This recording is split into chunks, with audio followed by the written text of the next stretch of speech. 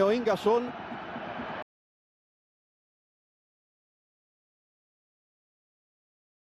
Το παιχνίδι συνεχίζεται με τον Ταρέμι στην περιοχή.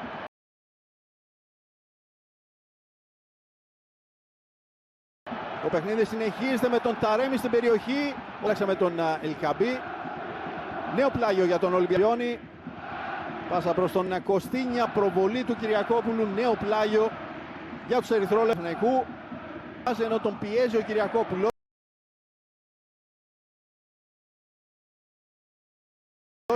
Θέλει να ξεφύγει ο Βραζιλιάνος, θα κερδίσει. Καλησπέρα και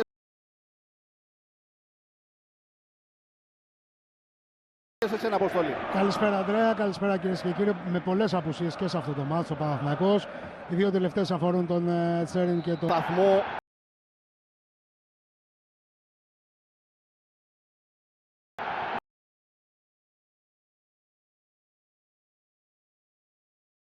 Στον ημιτελικό του Κυπέλλου Ελλάδας